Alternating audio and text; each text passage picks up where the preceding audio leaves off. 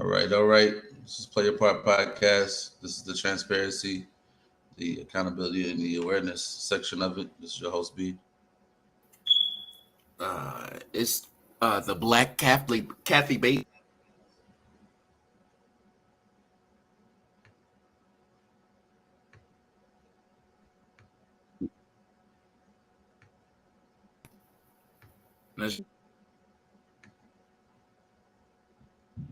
Mhm.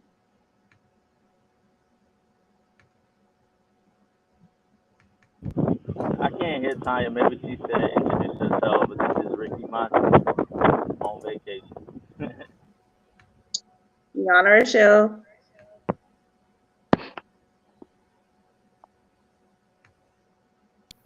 Welcome back, all. Glad to have everybody here.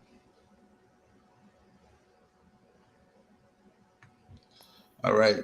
Um, been trying to like iron some stuff out. This whole thing's not really trying to act right. Trying to do its own thing. But we can go ahead and start with your icebreakers. Oh, for sure, for sure. Again, I'm the Black Kathy Bates. First, I got this one that says Lizzo had to change her lyrics to her song "Girls" or GRRRL. I mean, I'm pretty sure she meant to say "girls," but had to change the song because she used an offensive word. Um, the word was I'll say it. I mean, I really don't know. Oh my god. Yeah, for sure. And said the word was spaz. Apparently, that's an offensive word now. I mean,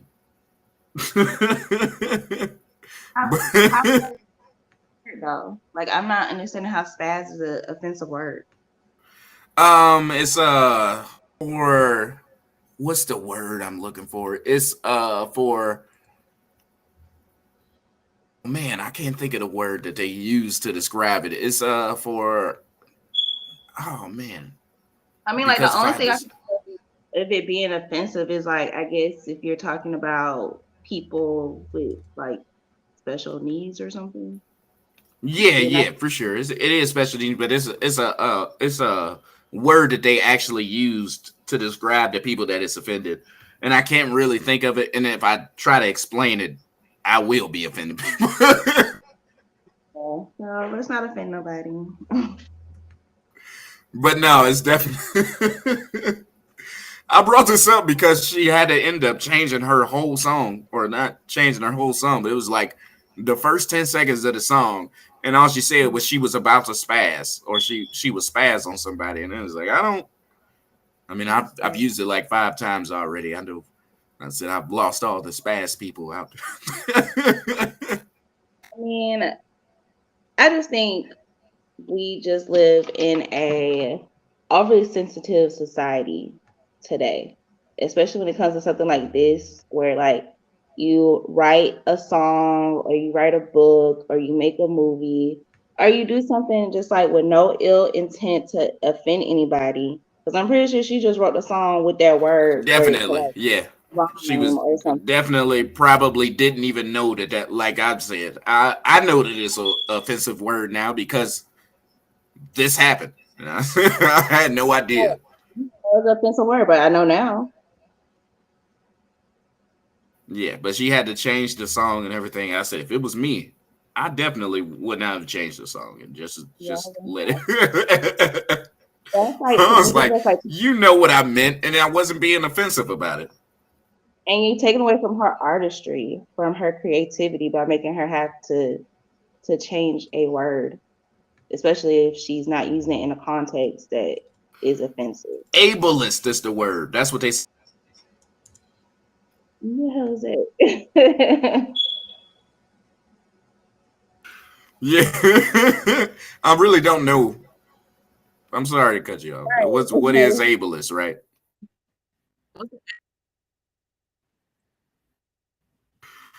Like I'm offended because this is I'll Google offensive that this. they trying to make this offensive. Yeah, I'm sorry, Tanya. I couldn't tell you.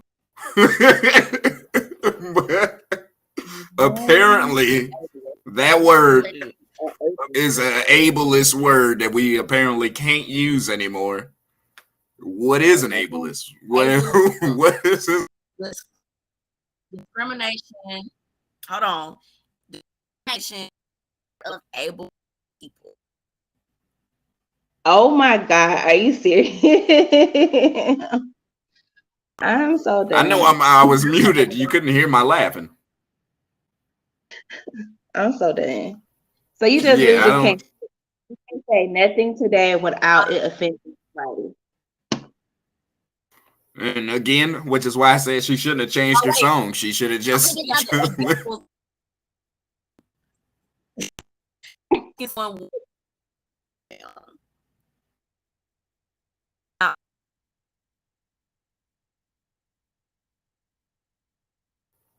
Go on. Viewing a person with a disability as inspirational for doing typical things such as able. Small child. We learned something today. Oh my You gosh. can't use spaz. What is that? Okay, don't use the word spaz. Don't use it. Period. I don't want nobody to be offended. Just don't even use it. It's just like we live in a crazy society. I swear, like when it comes to now reaching topics of what offends people, it's crazy nowadays. I think we are getting really sensitive as a whole society. Everything offends someone nowadays. You got to tiptoe almost just to do service. I mean, I get it. I really do get it. You know, there's people who are easily offended or things that may trigger them, but when did we lose our way when it came to us just expressing ourselves? And music is supposed to be one of those freedoms that you are able to express yourself through that platform. Now you have to monetize or, dial back yourself, water down yourself just to appease the masses. It's like the dying art form of music is going away. I don't understand it at all. I really feel like, comedians to have that platform there so that they can voice their opinion and truly be themselves. That's others forms of therapy for a lot of people who don't have time for therapists. They express themselves through their music. They express themselves on the stage. And we've seen Dave Chappelle get backlash. We've seen Monique get backlash. Cat Williams, a lot of other comedians as well. It goes on and on. I just feel like as a society, we are really, really just slipping away. I don't understand why we're doing it or the way people digest music these days. If it doesn't pertain to you, you shouldn't be bothered by it. And if it does, don't listen to that artist. And that's just my piece on that. You could just not play that. yeah, you Right. just said Don't play it. Don't listen to it. Don't spin it. Change the song. Take it off your favorites on Spotify or whatever. Just don't listen to that music, that genre, you know, because you have others who want to listen to that music who don't listen to it just for a simple, you can't say that, just to cancel someone. You know what I mean? A lot of people just want to be the police of the whole industry. Listen to music you feel comfortable with, and going back, it's simple. Do what your mama told you to do. Mind your business. Yeah, and you hit on it. The point that I was gonna make. I was like, she's just making music. Like I don't really. I said it. If you start censoring our artists, I said it's just a downward slope. I mean, downward spiral from there. I said it's not, and especially like I said, it was like within the first 30 seconds of the song that she said this, and she had to change the whole thing. And it's like this again. I didn't even know that this was a slander word, and for ableists out there, you know what I mean. yes, we do now. For sure. Who's making fun I, of I agree handicapped with people you. for having regular jobs? I don't. That's all I was thinking. I thought like when you said spaz, I was like, oh, maybe it is kind of offensive. Maybe it has something to do with handicapped people. But then I'm like, oh, so we Then create another category. Okay. So I don't know. Like I agree with Rick. Like I could have sworn, was it? I'm pretty sure he wasn't the only one, but didn't Uncle Luke the Freak, then he go have a whole Supreme Court case because they were trying to censor his music because, you know, he was cursing and talking about, you know, fornication in his music. And they tried to put that parental advisory sticker and all the type of stuff on there. Like if you've had cases like this where it's just already kind of set the precedence of they can make this music and they can make it however they want to. They're not talking about going to bomb or kill somebody in their music. Then what is people's problem with still trying to censor what people say in their music? Oh yeah, because if you were gonna censor somebody, it should have been Uncle Luke. I tell you that much. I mean, he solved that case with the parental advisory. That's all you got to do is put that on your That's album how I cover. feel. I feel like back in the day, it wasn't this difficult. Like it was like if the music was too harsh or the music was like something kids and they just put a parental advisory on it. Like now Also, it's just you don't have to listen to it. yeah. That part. I say that all the time. You gotta listen to it. You'll be right. That's your choice. This is the freedom of I don't have to do it if I don't want to. They're It gonna really make is this taking the Alright. generation choice of out. They're super taking the soft. choice away. Mm-hmm. I'm taking up too much time on this Lizzo thing.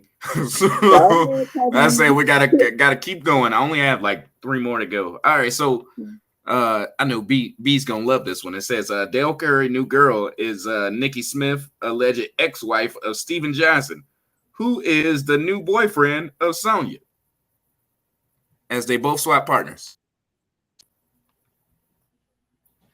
Weird. So yeah, Steph Curry's dad, Dale, and his mother, apparently they went through a divorce earlier in the year, and Mm-hmm. now they're dating people who were also married. So Wow. I'm not gonna say that's weird. Okay, it is weird. I'm sorry. It's weird. That was somebody had did that once before. It was who was it? Oh, it was Leanne Rhymes and Eddie Cibrian. Like they got divorced, and then actually the people that they cheated on, the person that she cheated on him with, she got with that husband, and then he got with the wife. It just was weird. I was like, y'all like gotta swap I and feel all like that at kind of that stuff. point, And messy. yeah, like what are you doing? Weird, weird, weird, weird. I'm sorry. yeah, Life. Like what we Mm-mm, I mm-mm. do not know. I said part of what I do here is get these weird stories. And I was like, maybe I said that B would like it. I said I don't know if he was he agrees with it, but I said, oh yeah, I feel like this is something that he would talk about because they out here, you're dating her husband, or she's dating her ex-husband, and that's my ex-wife, and we dating. It's just like it's super weird. It's just It's weird. I've then been y'all friends still with gonna couples. I y'all like keep I'm in the family like y'all still see each other. thank you. Like that part. It seems like some kind of like not related incest. Like I just Yeah. what's wrong with people? People are weird. Cause like I'm friends Cause y'all with couples. I like and just did like a yeah, pretty much nigga meeting or something. I don't know. type of deal. We already talked about that. I said Monty's living his best life. Ooh. I'm just enjoying this breeze, man. It's like 74 degrees, you know. Embracing it, man. Embracing every moment. All right, so But my next story is would you stand in this line? So In and Out came to Australia for a day. They just made like a pop-up stand, and it was a mile long line. Y'all standing in that line for some In and Out? I'm No, not they're not standing in in a mile Nah, long line for nothing unless you handing out some, nah, nah. unless you there. handing out Okay. giving away for free money. You know, you giving away light deals. Like I just don't see myself standing in Hmm. line for nothing. Nothing. I will Oh stand in no, line it's for like a student. video out there. That line is extremely long. I will stand in line for student loan debt forgiveness. That's what I will stand in line for. There you go. You just be like me and ignore it. It doesn't You happen. said you gonna stand in line for For what? Disney. You said what? No, I was like, I will stand in line for student debt forgiveness. Oh, You know, student debt like, forgiveness. yeah, Oh, they be like, okay. "Hey, you stand in line, I we'll thought you cancel said student Disney. loan." Oh, I already stood in line at Disney. I ain't doing that again either. Oh Man, yeah, I've definitely been to restaurants and I said there are 5 people in front of me and I left. I was like, I'm not. I go somewhere else. That part, I because don't I'm not. But know. I said it I said it's a mile long I line. see a line I can pull in the McDonald's. I'll leave at like Yeah, for sure. I'm serious. I don't know. Maybe, like I said, it's in Australia, so maybe they just don't have In and Out. I Yeah, mean, well, y'all, clearly y'all, they y'all, don't have it. y'all say that, but then y'all stand in that line for Chick-fil-A though. Chick-fil-A, there's I'll never a line, and if it is a pull line, in it's They free. expedite that The line. people are super all nice there. line that fast. They do. And They they do. line down fast. Like once you put your order in, Mhm. you know, you might stand in line for like a good 5-10 minutes at the max. You know, but they gonna make sure they get And their they will line. get you your food. They do. They take pride in it. They be like, don't let that line get no longer or have the wait time on that screen here in this kitchen longer than that time. They be serious. I would like to point out we're not But sponsored you by know, Chick-fil-A. It's Sunday, so we can't eat there today. But I do love those little nuggets. I'm gonna go tomorrow. I do too. But But yeah, I Chick-fil-A mean, will make a burger. They're they not. just opened Chick-fil-A. they just opened up an In and Out down in Denver, and I remember when it first opened, it was like a 2 hour wait. Like people will go do that stuff. I'm more of a Whataburger guy myself. I want to let I people know. am too. What about But also, yeah, I mean, people will stand in that line for an In and Out. I'm just saying, you gonna see the video, and they said it's a mile long queue. I was like, no, no. mm, I almost guarantee there is another restaurant next door that I could get go right into. I'm good. Also, I gotta tell you about this. The last 2 times I've been to Taco Bell, man, when I tell you, this is the worst place. They said we don't have any beef or nacho cheese. I said, so what are y'all selling in there, man? Why are y'all open? Why are y'all open? I had to get steak tacos, and it cost like $5 more. That's like being at a Oh yeah, bar and then they being like, "Well, we don't have any of half our liquor inventory. All we have is juice and bottom shelf. Why are y'all open? Y'all might as well stay closed." yeah, for sure. Because I'm not drinking that bottom shelf stuff. You give me medium shelf, or I'll take nothing. Nothing at all.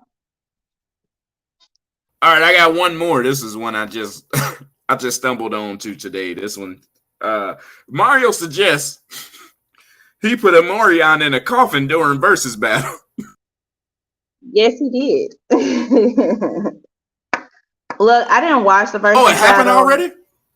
Yeah, it already happened. Like it happened on Thursday. That versus battle was like 4 hours long, and I was like, I gotta go to work in the morning. Y'all doing too much. I said they both only have like 3 songs. Yeah, and so when they even announced it, I was like, okay, well, how many? Because I mean, Omarion, I'm not gonna lie, he has a good catalog because he was a successful solo artist. You know, he didn't Oh even yeah, need got that icebox He song. really wasn't. I mean, uh, it was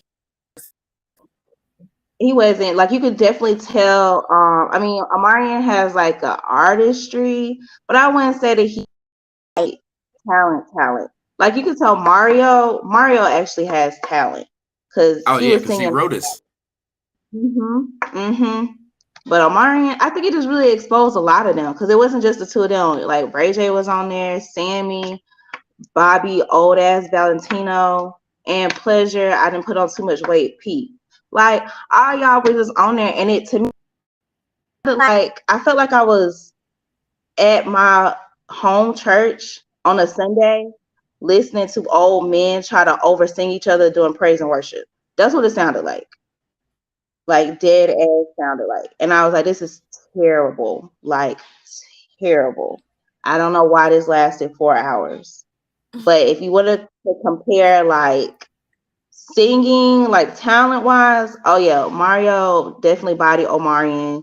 And I knew he had lost his mind when he reached for that watermelon and did whatever. I was like, wow, we just like we didn't went to the bottom of like I've lost and now I'm gonna do anything and everything to make sure that there's attention to me and that I can win. You've been lost. You lost after the second song. Because I was like, what are you doing? This is not how the original song goes. And yeah, you tired. Should have been out there singing some B2K. I didn't know what happened this week. It was on Thursday night. It was the first time they had a pre-show. Like they normally don't have a pre-show, but they had a pre-show with Sammy and Pleasure P versus Ray J and Bobby Valentino. Ray J never took a loss. So he used to take that loss that night. Yeah, that was he was holding his kid. That was tragic. That was tragic. Yeah. A part of my childhood died that night with Ray J performing. I was like, damn man, it's the end of an era. It really is. It's He didn't play the I Hit It First song. because like I can only think of like maybe two songs Ray J has, and One Wish comes to mind. And if The that's One not Wish, and that was pretty much it. I don't know any. I can't think of any other I'm sorry, with Young Bird. Okay, so Oh, there two. you There you go. go. Yeah, that was a good one. It Two. had its He got time. two.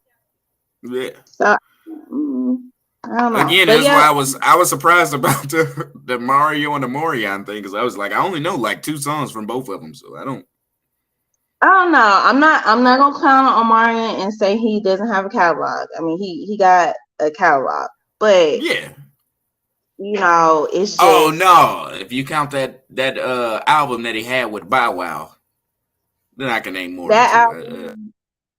He had like two, maybe three solo albums. He did pretty decent for himself as a solo artist.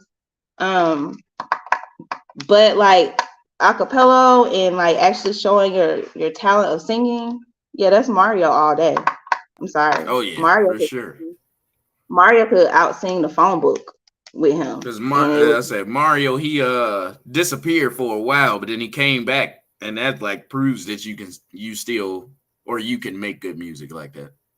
mhm. I don't know. Is Monty? You still there?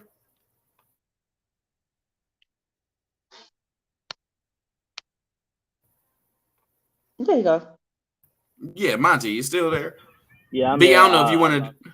I lost a little bit of the connection, but I'm good and I'm back in here. I'm on the other hot spot. So that's all the stories I had. But B, I don't know if you want to do this now. I said we congratulate Monty out here today. This man's engaged. Yeah. I don't believe That's in marriage, but congratulations to this man. Look at you. Absolutely, man. Yeah, I locked it in, man. I proposed 2 days ago. Went to a good location. I thought that was going to be well for a proposal. Um, we went to Wildwood, New Jersey. It's a nice little boardwalk. Got a beach there. I had my son just there for a little bit, set up some stuff, and surprise to turn around, propose. It was, I rehearsed it in my head 1,000 times what I was gonna say. Try not to stutter.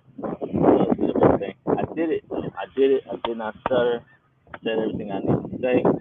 Even though she said she didn't even hear me saying it, sounded like Charlie Brown pictures, like wah wah wah wah. When she saw the ring, it was like she was zoned out. But I had to make sure I did my part, and that was a big step for me for real. But it's like I really truly believe, when you find somebody that's truly compatible with you and the energy is good, and I believe kids can detect things that we can't. They can sense energies that we can't. And he gave me the little nod and let her, braid his hair and stuff like that, because he's real particular. He don't like nobody touching his hair and all that type of stuff. Um, it was a no brainer for me. I was like, yeah, this is it. This is it. I'm definitely one to, as a king, I believe in expanding my territory, and with that, it comes with completing that kingdom. It's a beautiful thing. They said when you find a good woman, you find a good thing. So I really believe that I did that.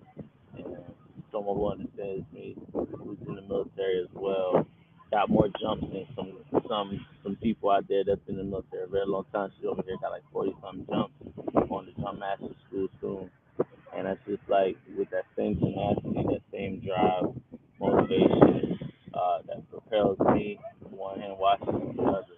So I was definitely gonna lock that in, and definitely was thinking on it.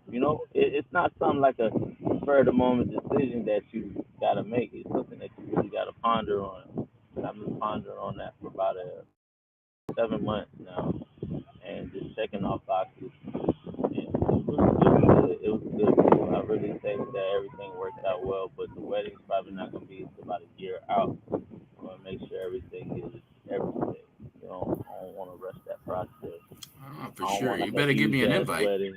Of course, man. If people gonna get RSVPs, I'm not rushing. I want to make sure it's a good location. It's, those faithful few, and it's gonna be something that I'm definitely doing once, and I'm done. I'm not doing it again. If it don't work, I'm not doing this again. I'm not. Not I'm not. doing- You're not gonna renew them vows, man. Hell Well, I no. mean, yeah, We talking I 10 years don't know. down the line. 10 years down the line, okay, maybe, yeah, we grow and we renew. In a new country. If not Turks and Caicos, we'll probably do it somewhere in Bermuda, Bali, something like that. Bora Bora. Oh, fair I enough. don't know. Yeah, But we sure. were trying to I, congratulate you and everything. I said now we gotta appreciate it. I said Monty, he's not gonna be so open like he was a couple weeks ago when he was out here Nah, talking about. hey, no. Same OG. He It's the says you same gotta you status. gotta open that window, girl. That's It's, what I he's will. look, it's still there, because that's what I, I said. I like to know like. what somebody will understand. I like this about Rick. Like I like the whole thing about your engagement is that like when I saw it, I was like, dang, I didn't even know Rick was like with Dang. anybody or dating or like just serious like that. And I like that and I appreciate that because it makes sense. Like even with like and I like it because you're divorced once, so you've already done the whole married thing before too.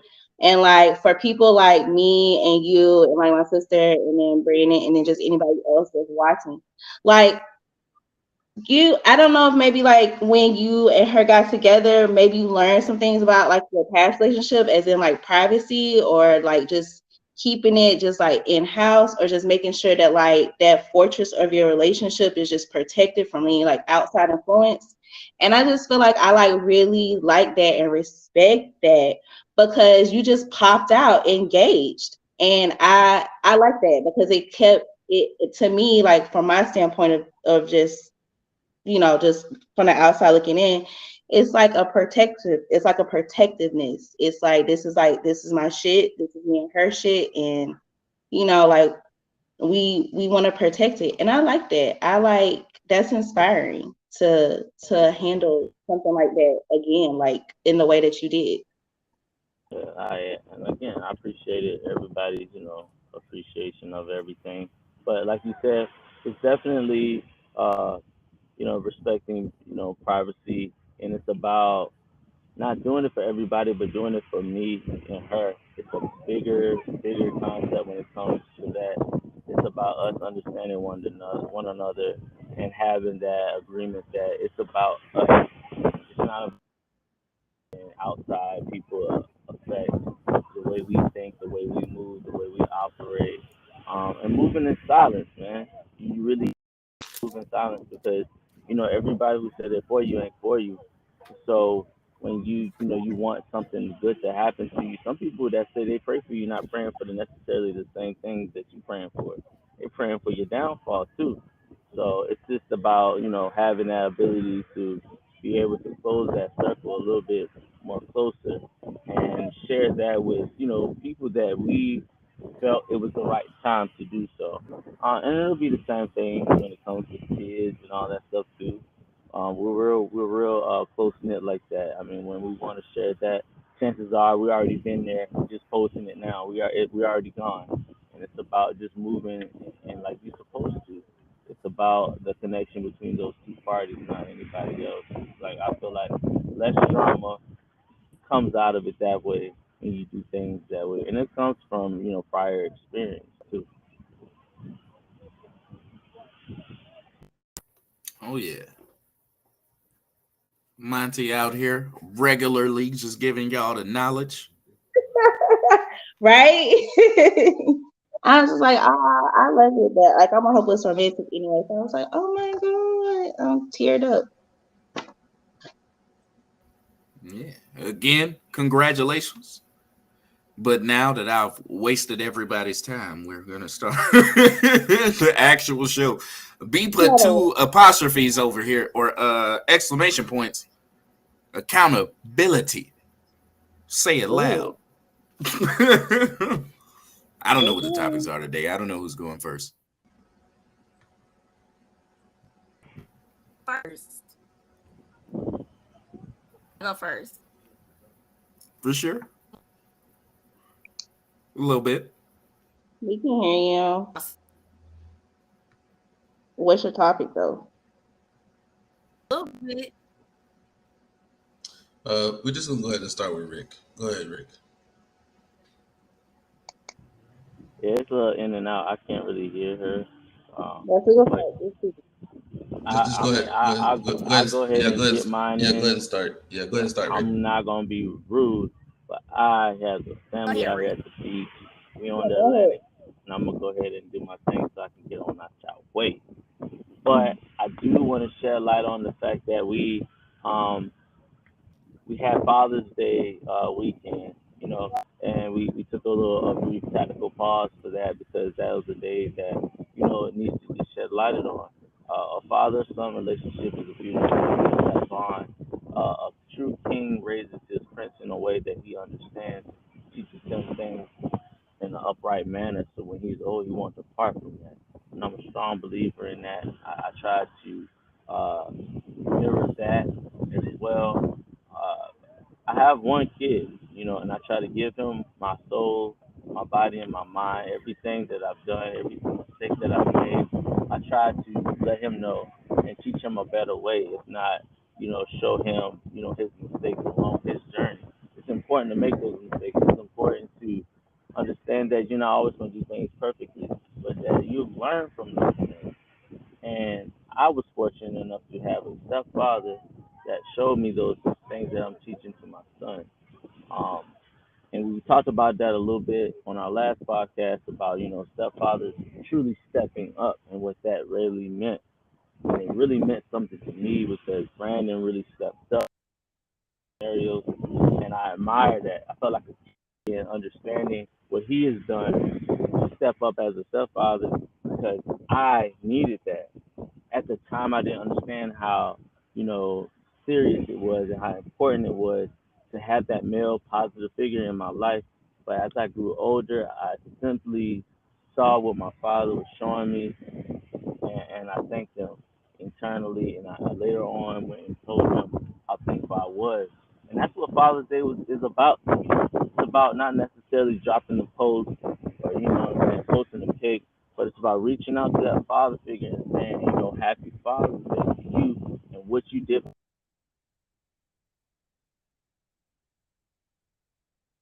Mm-mm. Did we lose him? I don't know what that was or what happened. We like lost him, and it was so inspirational what he was saying. Yeah. And that's what I was gonna Is he? say. That is very true. a lot of people don't even realize, but you do need that father figure in your life. I said, or you would want that anyway. And hopefully these men around here being positive, And the if only they thing I want, go ahead. I was gonna say the only thing I was gonna add to him, what he was saying about fatherhood and how important it is that I was just gonna say that it's important for son and daughter, not just one gender. It's very important for like the girl too. Like I didn't have the best dad. Um and so since I didn't have the best dad, I wanted to make sure that my kids had a better dad. And even with personal issues that me and their dad have, the one thing that I can honestly say is that is a upstanding good dad. Like I have had the displeasure of having a dad that was vindictive, that uh chose his fatherhood in response to things that my mom said or did, or just was manipulative. And I'm so glad and so fortunate and so lucky that that's not the situation with my kids. We can completely disagree, ignore each other, not like each other, but it has never been an issue where that's used against our children for the betterment of our kids. My kids love their dad, they adore their dad, especially my son, and that's something that I'm very serious about. I don't like when either parent use kids as pawns. I don't like when one puts kids against one another. I don't like favoritism. Um, and if I haven't done anything right in life, I made sure that my kids had a better father experience than I had. So that when they eventually one day choose a mate to have kids with or become a father themselves, they will know exactly how it's supposed to be done and not have to go through the whole generational bullshit of thinking that this is how you're supposed to do it, which is full of nothing but trauma and spitefulness. That's something that nobody should want their kids to carry on. And so it, like I said, the only thing that I had that I wanted to add to what he was saying was just that it's important for boys and girls. Guys are important for their sons because y'all are their first superheroes. Y'all embody what they want to be when they grow up. And for a girl, just from a female's point of view, a dad is something that the first man that a girl ever looks up to, like that can make or break her.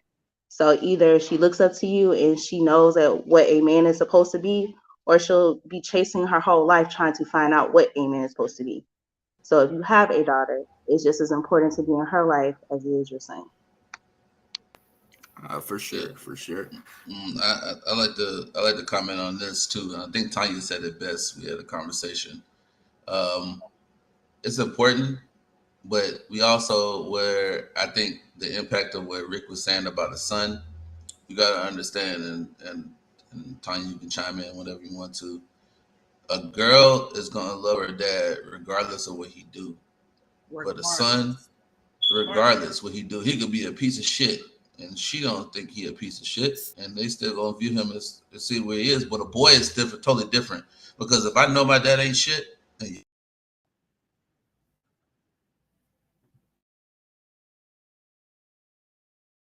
I don't know. I think he froze as well. The technical difficulties. I can't hear you, Yana. I don't know. Just to piggyback off what he's. Can you hear me? Yeah, Yeah, we can hear Okay. you. Basically, piggybacking off of what Brandon's saying is like basically me and him just had a conversation because I'm like, as far as like the parenting thing, like Rick was saying, or when Yana was saying, like girls are their fathers as their first loves or whatever. Like, I feel like a man and a son, a father and a son's relationship is something that it it's sad, but to taken as serious as it should be. I feel like when a man has a female child, you're to kind of like fall into that mode of daddy, because you're looking at your daughter and you're like, oh, my daughter, this is my baby girl, and this is that and the third. And I've lived that. I've lived that 3 times. But I feel like men don't really take on that challenge as heavy as they do as a daughter. I feel like they always feel like they have time. Like, oh, I got time, you know, baby, you know, I got to do this, that, and the third. We don't. Because just like a daughter is gonna, I see it all the time. My girls don't care what they daddy do, care what he say.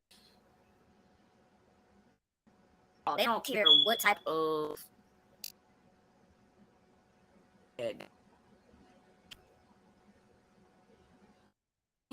period. They in love.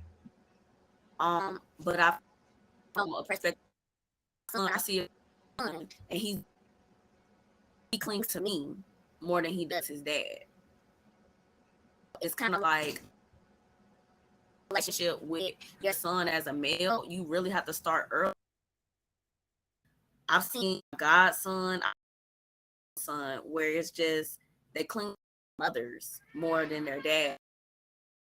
You're not, you know, active in their life. There's a window to basically tell them or guide them on what they need to do as a man, because they're not even gonna really allow it. I don't know you. I only know my mom. My mom's only been here. My mom is the person that I can depend on. My mom is consistent. Same thing, girl. I feel like girls that with their dads, like that's just their first love. So I feel like when it's as far as father goes with boys, you definitely, if you're trying to raise your son and you want him to respect you and you want him to listen to you, you gotta start real early. You gotta start from the time he comes out, you know, on up. And I'm pretty sure you can kind of relate to that, Yana, because I mean, it's kind of like, you know, I'm not gonna listen to somebody that wasn't there. If I have a preference, I'm gonna listen to. He might, even if he's not my biological dad, he was there. He is the man I'm listening to. This is the man that's gonna teach me how to be a man. And you could be my biological dad all day. Who are you? This is true. We don't even use, like, I don't even use the term stepdad when I refer to Brandon's relationship with Elijah. Like I said, he's been there since Elijah was trying to talk. So that's not even a term that I use. That's his dad, point blank, period. Like, if you asked about his dad, if anybody asks who his dad is, I think I can speak for Tanya and the rest of my family. The first person that comes to mind is Brandon. It's not who I decided to procreate with. He's the furthest thought of the idea of a dad when you're talking about who Elijah's dad is. And that's just facts, period. The thing about girls, I will agree with her on.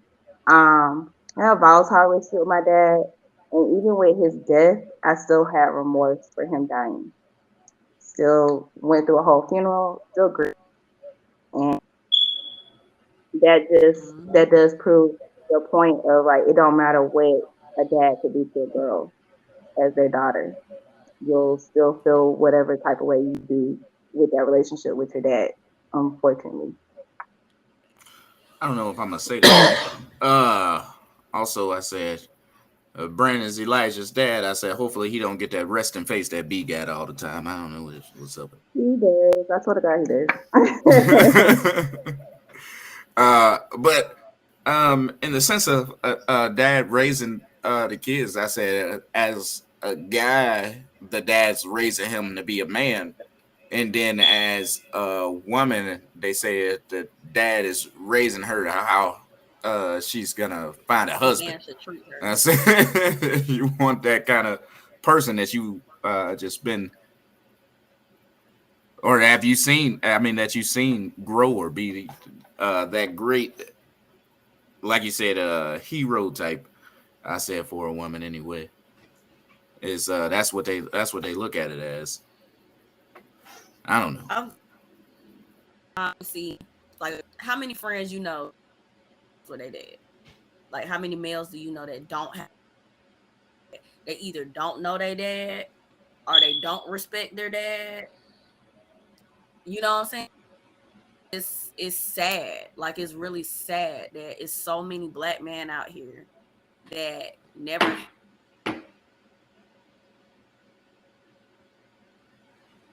example, and then you find a lot of things happen as far as in This is part of the reason why you say a lot of people join gangs and stuff because that's where the OGs or whatever and like people you can look up to, even though I said not all of them are upstanding citizens, but that's a reason why a lot of people did join and gangs. that's a lot of the reason why they do that. Why they turn to the streets. Why they turn to other She people said, to like help them out because they don't have it at home. They don't have an example of a man at home. So it's like you just get out here and you just find somebody. Might not necessarily, but it's somebody. yeah, for sure. I was lucky. Shout out to my dad, Kevin Smith, as well. That guy is a legend. I also feel like having a boy makes you look at dating different. I don't know if Yana can agree with me, but now that I'm like a single mom, like with my it's like when you're dating, you okay, I just would want to find somebody that I could daughters that I don't feel like would, do anything to my daughters or somebody who, pays attention to my daughter. But when you have a son, it's like you pay attention to the little things because now I'm looking at men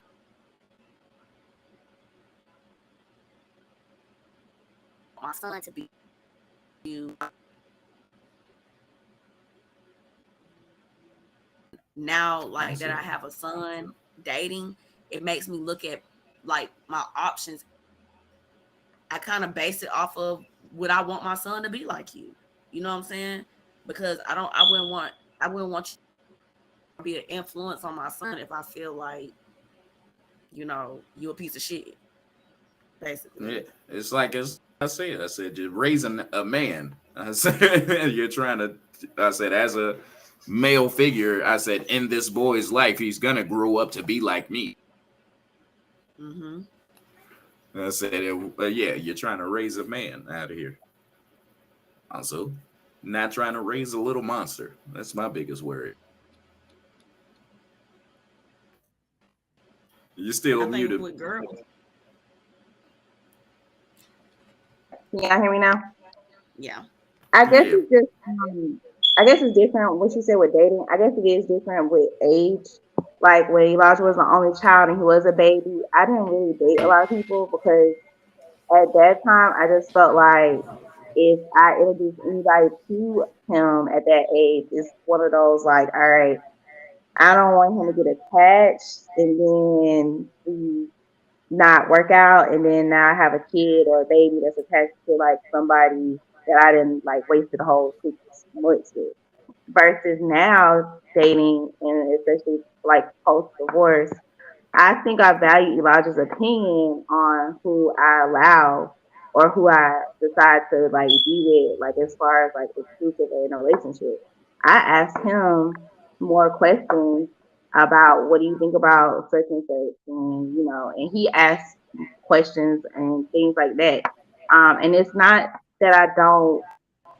Um, it's I guess it's just different because like he actually has an active dad, so it's not one of those things where it's like, okay, I need somebody that he can like emulate or look up to. It's just that I guess it's a little bit harder or different for me because like he has somebody that he can look up to and emulate versus if he didn't, then I think I would feel differently. But I guess I feel different in the sense of like I want him to make sure he's comfortable because he's my oldest child, he's my son. So if he's comfortable and he's okay with that person and that individual, um, then it just kind of trickles on down to his sisters. Yeah, I feel like my whole perspective is not really like I'm trying to somebody that my son can look up to. I think it's just more of so like, well, I don't want to be with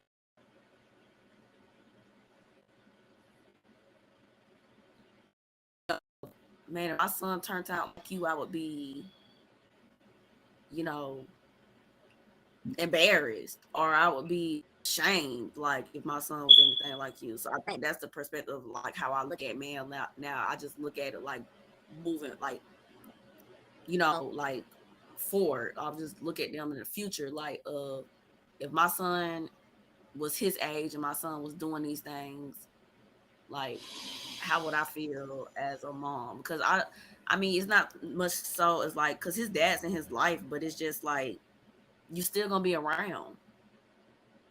And if I do have primary custody, so if we are in a serious relationship, be around him probably more than his dad.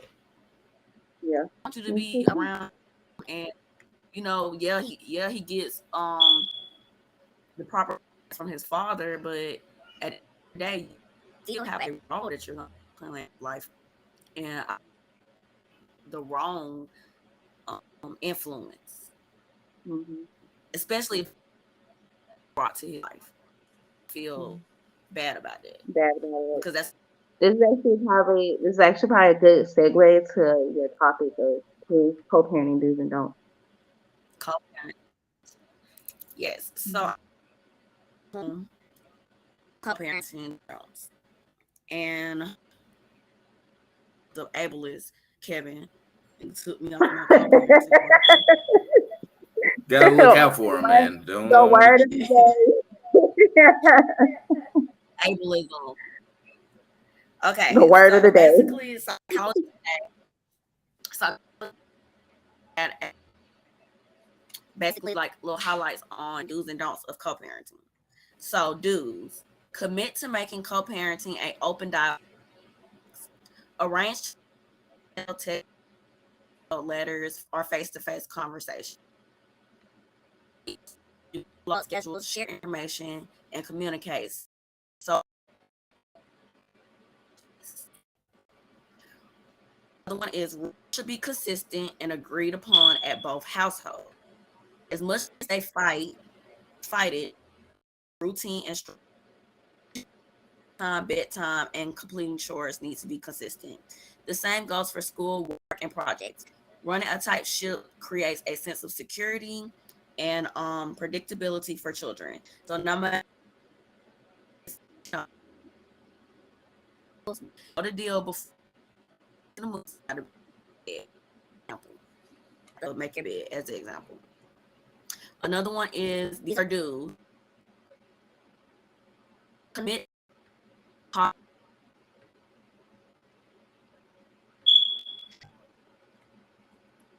even though it may be music to your ears. Another do is agree on boundaries and behavior guidelines for raising your children so that there's consistency in their lives, regardless of which parent they're with at the given time. Research shows that children in homes with a unified parenting approach have greater well being. Another do is to create an extended family plan.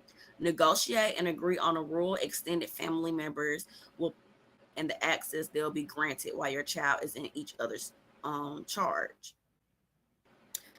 Recognize that co-parenting will change, and the reason for making accommodations in your parenting style is not because it wants this or that, but for the children. Be aware of slippery slope. Be aware that children will frequently test boundaries and rules, especially if there's a chance they may not ordinarily be able to attain. This is why a united front in co-parenting is rare. Be boring. Research children need time to do ordinary things with their less seen parent, not just fun things. And emotionally painful. Make sure that you and your ex keep each other informed about all changes in your life or circumstances that are challenging or difficult. It is important that your child is never, ever, ever the source of information. Go for the high notes. Each of you have valuable strengths as parents. Remember to recognize the different traits you or your ex have and reinforce the awareness with your children, speaking positively about his children. That mommy's really better when you're sick. These are examples. I'm she so children, his or her parent too. That better than I am.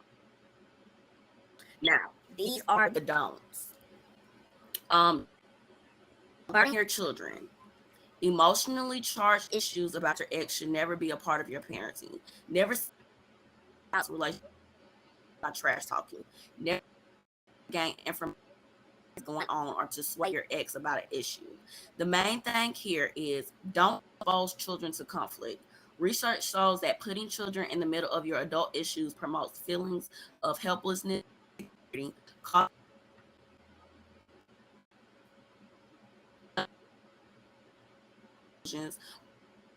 ex. When you hear things about your children that make you bristle and remain quiet, negative comments and good to remember neutral things, to remain neutral when things like this happen. Research learn to resent and distrust you if you cheer them on. Another don't is don't be an unbalanced parent. Resist being the fun guy or the cool mom when your children are with you. Doing so backfires once they return to your ex and sets into a emotion into a cycle of resentment, hostility, and reluctance.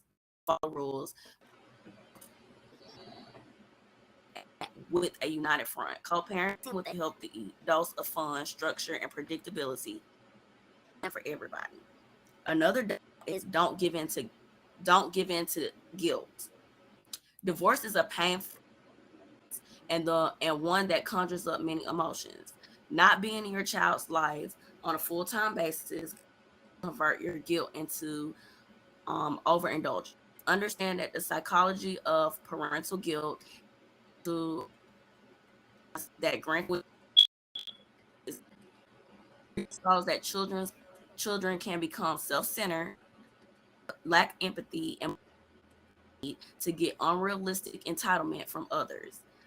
Confusion understanding the dynamics of needs versus want, as well as taming impulsivity, becomes troublesome for children to negotiate too. Another thing, don't punish your ex by allowing your children to go out of responsibility.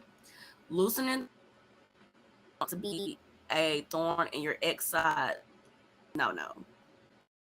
If you need out, find other voodoo dolls, skeet shooting, and kickboxing can yield the same results.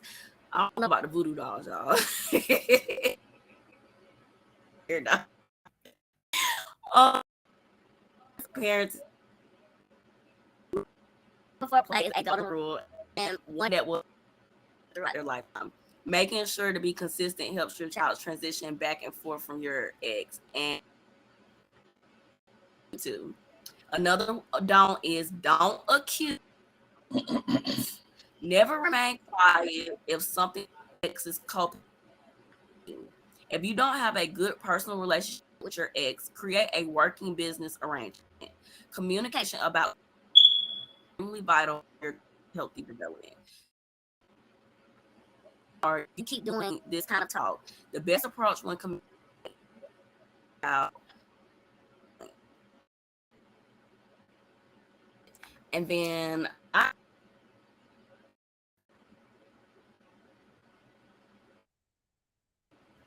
feel like in order to co-parent, you have to have a co-parenting partner. That's number one. I feel like don't feel like you're co-parenting if you don't have a co-parenting partner. If you're basically co-parenting by yourself at that point. If y'all don't have the same goal and y'all don't have the same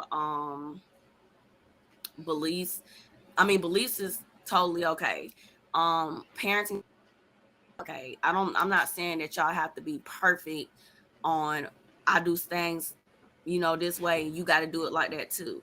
But I feel like your goal is to create structure, stability, balance and things for your child, and you that is not trying to do that and don't have interest in doing that, then that's when you have to rethink your co-parenting, because at that point you're co-parenting, and the do's and don'ts of co-parenting only apply to people that are at so that's number one. Another thing I feel like you shouldn't do in co-parenting, well, the things I feel like you should do in co-parenting is, I feel like when after a divorce or a breakup, um, it's hard to jump right into co-parenting. It is. And people make it seem like, oh, you should just be able to do it. The kids are important. This is that. That's very, and that's very not fair to the people that are actually going through the breakup. Because I have experienced a divorce and I have experienced a breakup, and I feel like you personally have, in order to be able to even co-parent. Because if you haven't started your process of healing and you haven't got to the point where you're healed enough to have a conversation about your kids, it's going to be toxic. It's going to be toxic. You personally advice, um discussion, you're going to be talking feelings, you're going to be talking about things that don't even pertain to parenting.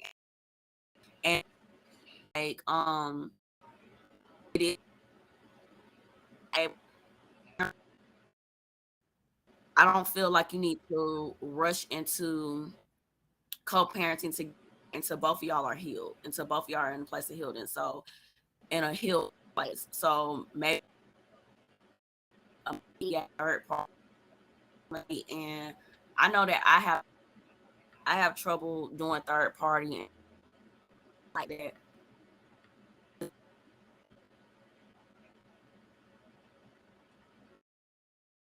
Any kind, or somebody that's supposed to, they're not really helping you. So I feel like when you have an issue where both parents aren't fully healed and both parents can't come to, they can't have a discussion about just co-parenting, and it's something always coming up that's personal, I feel like you and that person need to find the right mediator. I don't feel like it should be a one-sided thing. I don't feel like the dad should just pick the mediator or the mom should pick the mediator. I feel like both of y'all should pick y'all trust to mediate it, so that way you don't have a toxic we're supposed to be talking about the kids, we actually talking about what happened in our relationship. So I feel like that's a big don't. I feel like having sex with your co-parenting partner is a big no. If you don't want a relationship with the person that you're out with, if you don't see a future with that person, you should not be having sex, period, whatsoever. I don't care how convenient it is. I don't care how good it is. It's not a good thing. It's just absolutely not. Because at the end of the day, once y'all get that little 5 minutes of pleasure, y'all have to go back to y'all normal reality. Y'all have to go back to the reality of y'all are not together. You're doing your thing, he's doing his thing. And that's not a good place to be in when you're trying to raise a child. Because now we have continued to make these soul ties, we have continued to make these emotional and physical connections. And now anything that you say as far as co-parenting is completely out the window, because you just sat over here and played house with me for the weekend. So I feel like having sex with your co-parenting partner, absolutely no. That's no. I feel like you another don't is um what is the word? Insulting your co-parenting partner, insulting their motherhood or their fatherhood. I feel like that's a big don't. Um, you may have some concerns about their parenting. Um, you may not 100% like how they're parenting, but I feel like it's a way that you can come to them and have a conversation with them about their lack of without you insulting them. It's no reason where you should be your co-parenting partner and calling them this, that, and the third, or you're supposed to be supporting them. The not co-parenting supports for each other, system for each other. It shouldn't be a one be two-sided. I support you in your fatherhood and you support me in my motherhood. And that's it. And I feel like as long as you have that understanding of we might not, but I'm gonna help you be the best mother you can be, and vice versa. I don't feel like the petty issues that come up in co-parenting, I don't feel like they would happen if both people had the same goal. Another thing I feel like is a don't is trash talking your kid, trash talking the parent in front of your kids. Um, I personally have had situations where my kids have and told me things that were said about me from their other parent, and I feel like that is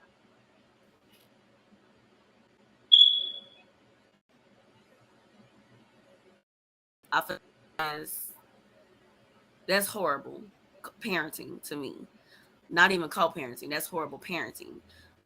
It's a lot of things that their other I extremely like, I'm talking about I don't even want to get on the subject. It boils blood. But I don't like to put my kids in a situation where I'm sitting here and I'm like, your daddy this and your daddy that and your daddy this and your daddy that. Because the reaction is you're gonna make them cry. You're gonna make them cry. You're gonna make them upset. You're gonna make them angry. You're not gonna get the results that you think you're gonna get, because regardless of how you feel about their other parent, they love them. They love them. So sit there and trash talk the other parent. You may personally feel some type of way about them, but don't say. It's a lot of times when I talk to my kid's father, I'll go out the complete room. I'll completely go out the room. I let them listen to us talk. They don't even hear our conversations no more. Just in case it goes left. Just in case it goes left. Because at the end of the day, I don't want to upset them by them seeing us argue or them hearing us argue.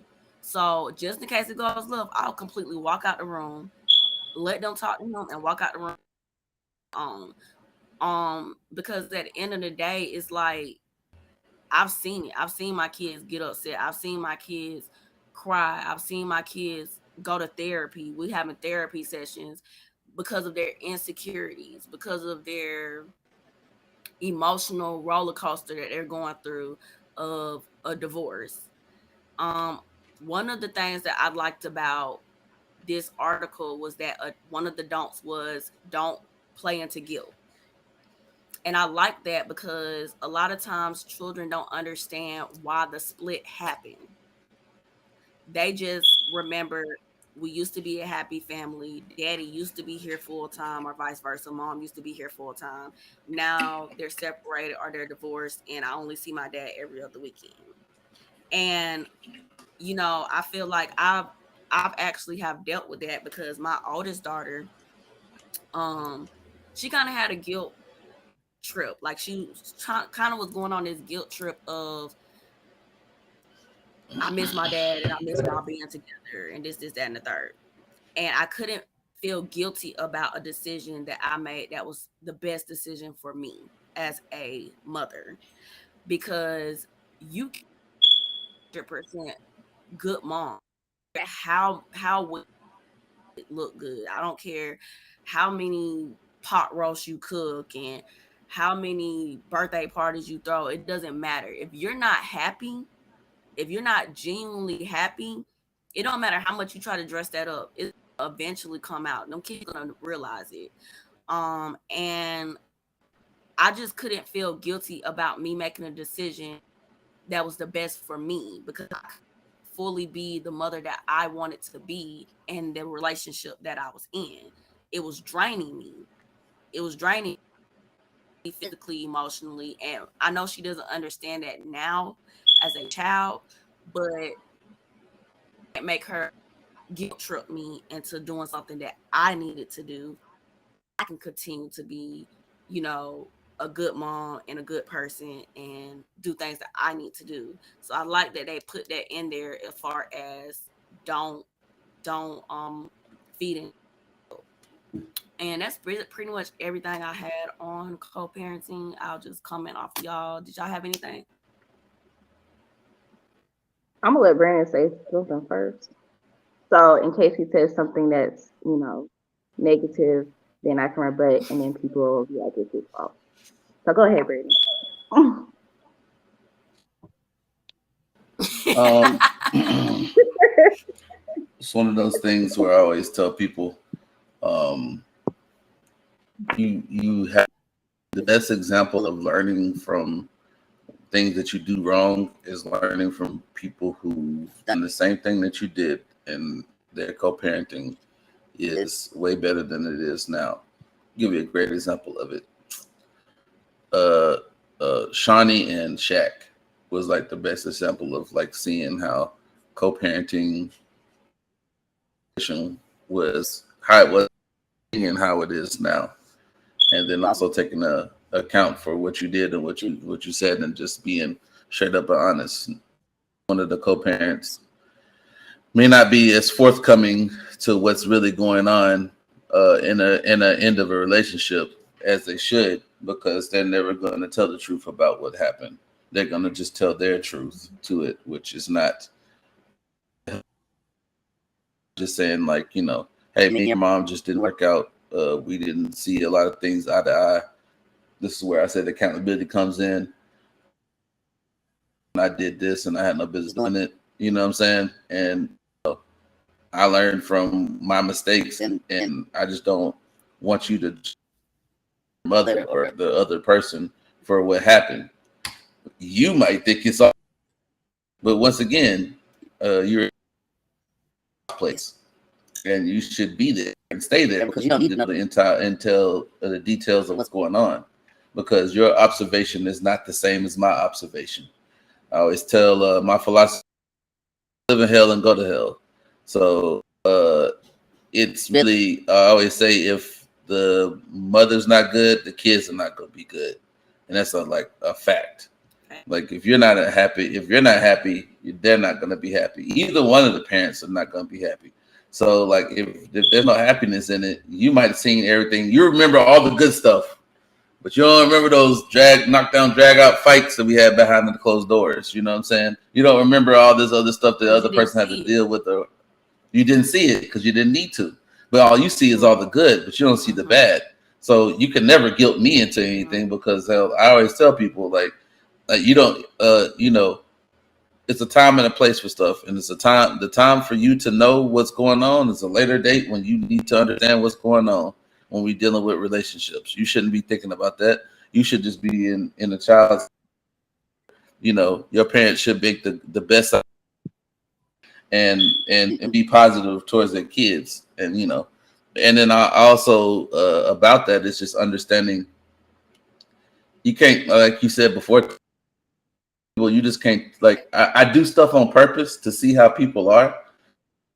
If I see how they, I guess, twist or tangle the situation, as in you're not seeing it from both perspectives. Don't just what I tell you, you know, don't take this for and run it to gospel. And when I see that you're not looking at the whole perspective, and if I put it in the perspective of what I did wrong and what you did wrong, the other person did wrong, and then you're still, let me say it in a PG way, you're riding the coattail of me, but now you're still not seeing the whole aspect of it. Then you know that person is truly not for you, because my friend, that you're cool with me.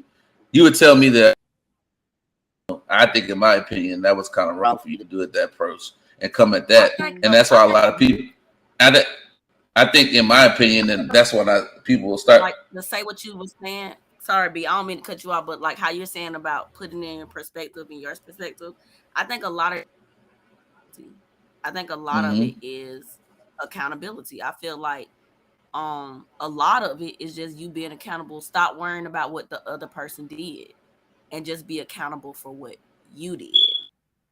Period. Mm-hmm. And when you do that, it's a lot easier. But I think another that I didn't mention is, there should be no talking about the relationship parenting. Once we're in Mm-hmm. co-parenting, we should not be discussing anything that transpired between our marriage or relationship because it's over. It's over. Mhm.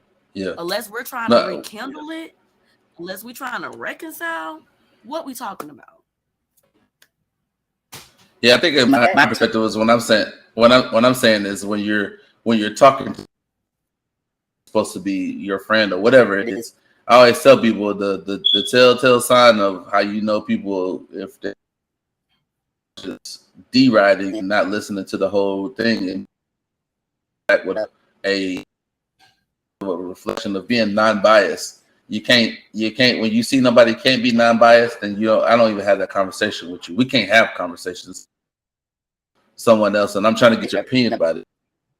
Being biased as me being I guess seven having some kind of integrity about a conversation. If I see that you can't handle that, I don't have that conversation with you. There's only certain people I have conversations with because they could be able to have that impact without being biased about it. You know what I'm saying?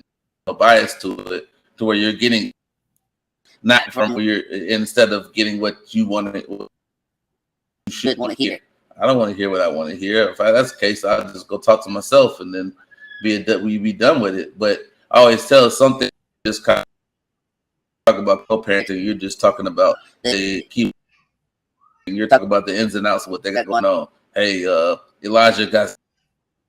You gonna be able to make it to come to this? Okay, yeah, I'll see what I can do and come here. This is not the third. Hey, we're doing this exchange. They're coming to see you in the summer. So, what do you want to meet halfway? And we'll meet each other halfway. Where there's really. I tell people have a conversation without having a conversation, and the conversation is strictly about what it is about kids.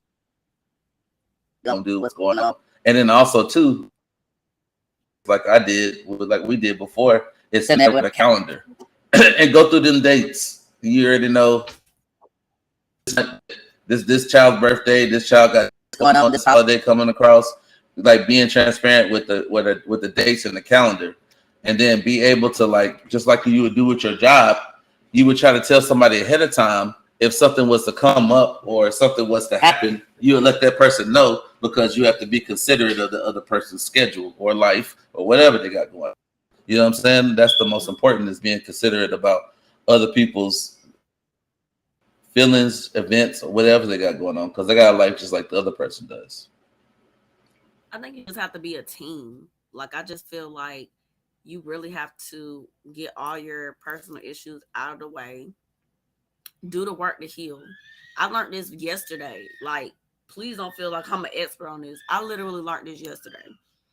I literally was getting my hair did and talking about a situation, and I got the best advice that I could possibly get. And it was just like, you're not ready. You're not ready. You're not ready to do it. Like you're just not. And it's okay. You need to heal. You need to heal. You personally need to heal. Because you're not able to give you need to give to a co-parenting situation. You're not there yet. You're not individually there yet. And I feel like that was just a big piece of advice that I took personally because I'm like, you're right. You're right. I sit around and I make it seem like I'm okay, I'm okay, I'm okay. And I'm not. Like, I'm hurt.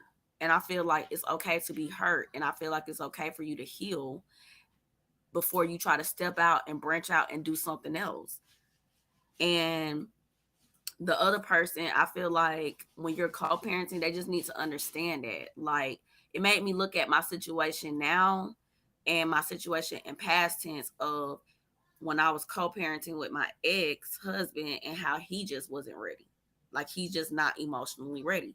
And it's like when you have that situation where somebody's not emotionally ready to like separate personal feelings from what we have to do as parents, that's when you need third party. That's when you need mediators. And you may not even be able to pick somebody. You may have to go to court and get a court appointed mediator. But it needs to be something, some type of resolution, some type of solution in the midst of we can't do this on our own. we're not having effective conversations that are beneficial to our co-parenting or anything involving the kids. We need somebody in the midst of this. And if me and you can't agree on one person, we need to go ahead and go to court and get this court appointed mediator and get these things in black and white. And I feel like I really frown upon people who just feel like they can handle it. Like, oh, I don't need a court. I don't need a judicial system. I can figure this co-parenting out on my own. And then when you do it on getting anywhere, you're not getting anywhere. You are You're not having no constructive conversations. Nothing. The kids always seeing y'all going back and forth. You can get your child this weekend, can't get them next weekend. You can see your child this weekend, can't see your child this weekend. It's based off of how the mama feeling about you. And that's why I feel like the judicial system, the little legitimation package, divorce decree, child support, all that is put in place for a reason. And if you can't get the things that you need to on your own, just by two people agreeing, coming together and agreeing and trying to do what's best for their child, if you can't do that because only one party is trying to do that, or only neither party is trying to do that, then you may need assistance. You may need to some legal assistance. You may need to go ahead and get something in black and white where we're not arguing about anything, because this is in black and white. We have nothing to argue about. You have to uphold your part of this contract, just like I have to uphold my part of this contract. So we don't argue about. Those are boundaries. And once you set those boundaries, co-parenting becomes a lot easier. It becomes a lot easier because you're not allowed to come in my personal space. You know what I'm saying? You're not allowed to penetrate my bubble. All we have to do is co-parent and talk about our children. I shouldn't have to go into the details of my life and what I'm doing and who I'm dating and such and such and such and such. If your children are not with me, you should not be worried about what I'm doing and where I'm at and who I'm with. And if the children are with me, we have a legal agreement that I have them from this time to this time. So we still have one more topic. So I'm gonna go ahead and get my rebuttal on this. Everything you said in your segment with the article, I agree with, but none of that is possible, in my opinion, if you're not selfless. And when I say selfless, meaning that it's not about you, if it's truly co-parenting. So none of this boundaries, consistency, guilt, pettiness, sabotage, leverage, open dialogue, none of that can even begin to form until you or both parties are selfless enough to make those things happen. I can't speak for everybody. I can only speak for like my co-parenting dynamic. We did not work out in a marriage, and we are divorced, and we are co-parenting, and that is totally fine. I think the only thing that we do well together is co-parent. That's the only thing we do well together. And I am lucky in the fact that even when we were married and together, we have always been selfless when it comes to our children. That has always been our consistent goal. And that comes from experience of seeing other people. That comes from experience of how we were treated as children individually. And that just comes from just knowing right from wrong. And like I said, if you can't be selfless about yourself and knowing that co-parenting and raising these children is about the children, then you can't get none of that. We're not gonna be able to have a conversation. We're not gonna be able to have work out a visitation schedule. We're not gonna be able to have shared expenses or shared or joint ventures. We're not gonna be able to have no conflict. It's gonna be nothing but sabotage, leverage, pettiness, guilt trips, insulting, insinuating, trash talking. All the negatives are gonna happen because you can't be selfless enough to put aside your personal feelings for the better good of raising children. And that's just me personally. Personally, I don't get along with my kid's dad. probably will never get along with him to the day I die. And that's fine. It's not about me, and it's not about how I personally feel about him, and it's not about how he personally feels about me. It's about one, two, three kids that we have together that don't care if we don't get along today, don't care how much we can't stand each other, that don't care if we're going to argue for the rest of their life. They don't care about that. They absolutely 100% do not care about that. All they care about is making sure they're taken care of, they're fed, they're clothed, they have lights to see, toiletries, they have food to eat, they get to and from all the places that they worry us about getting to. That's what they care about because they're children. They are children. And so again, reiterate, unless you are a selfless individual where you can be selfless enough to put aside your pride, your thoughts, your feelings, and all of that to co parent, you'll never be able to co parent. Never ever. It's been times I've been mad at Brandon, can't stand him currently, but guess what? If he want to come get his kids, he can come get them. If he wanted to talk about a vacation with his kids, could get them. We had dinner last night with our children's godparents, and we have been at odds this whole week. Do you think that we carried that into that conversation at that dinner table or at the pool with the kids? No, we did not. That's selfless behavior. That I may not get along with you right now, but it has nothing to do with our children enjoying themselves as kids and us interacting with them as parents. Totally two separate things. And that's why co-parenting does not work half the time because people are so worried about the personal behind it that you can't be selfless enough to not worry about what's going on over here or what's going on personally to actually take care of the root of the problem, which is the betterment, the establishment, and the raising of said children or child. Period. I agree. And I feel like being friends is co-parenting. I don't really feel like that's realistic. I'm just gonna be honest. Because when you're friends with somebody, you care about their feelings and you care about what they have going on in their personal life and things of that nature. And I feel like once you cross that road of we have kids together and we had a relationship and it didn't work out, I don't feel like you can really go back to being friends if we have children that we have to tend to. Because me um just showing you the compassion that a friend would show a friend is going to interfere with our co-parenting because now I'm going to be concerned about your personal life when I just need to be our only concern needs to be our child, our children. There- There's boundaries though. There's boundaries to that. I'm not saying like Brandon is an enemy because he's not. It's crazy to me. I feel the opposite of what you just said. It's crazy to me for you not to be able to be friends with somebody that you actually were friends with. Y'all got married, y'all in a relationship, and then all of a sudden y'all just ended. Then that means that the whole entirety of when y'all were together and y'all were coesthetic and y'all were working and it was positive, that was all a massage and that was fake No, because I don't necessarily I'm feel like it's I'm fake. I gonna feel I'm like you gonna just be need to tied heal. to him forever. We have kids together. So you can either make it difficult and like just be mad all the time, or you can just be mom and be positive about it. So, like you said, boundaries. So, yeah, those are boundaries that are in place. I care about his well being because he's the father of my children.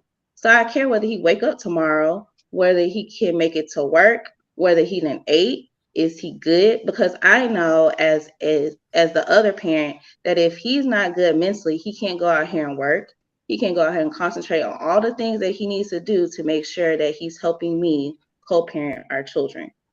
But That's to like, the extent with boundaries, like there's a level to boundaries. So like it's just kind of like surface level caring. But beyond that, like whatever he has going personally with people, places, things, nouns, that's none of my business, and vice versa. Now, if those things affect him in our co-parenting, hell yeah, then I am concerned about it because now that's tying over into our co-parenting thing, and I wouldn't have any type of situation, place, person, place, thing, noun or whatever spill over into whatever co-parenting we have going on. That's just it. That's like the number one rule. If you're trying to destroy something that was here and that was set up the way that's working for us, and you're an outside person that's coming in, you're trying to break that up or mess that up, you got to go. Period. That's just how I feel. Go saying, I think that goes back to what I was saying about no actually co-parenting. Like, Mm-hmm. it's not one sided. You can't co-parent by yourself. Yeah. So I feel like a partner that's actually trying to co-parent with you, I think that's completely different from when you don't have a partner that's trying to co-parent with you. Because when somebody is trying to co-parent, they do care about your well-being to a certain extent. They're not concerned with who you're with, what you do on the weekends, and you're concerned with, is she mentally okay? Did she wake up today?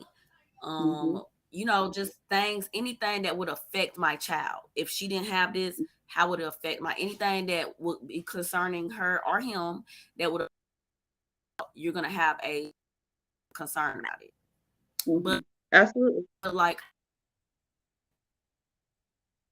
understanding on when you are co-parenting by yourself, you have to realize I'm co-parenting by myself here.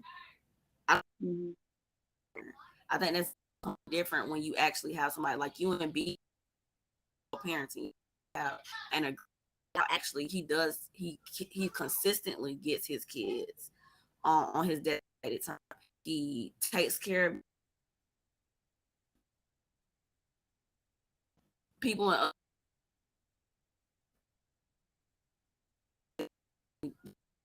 have somebody find their child. I don't have, so at that point they're looking like physically you're not emotionally parent at that point. That I'm not, Yeah.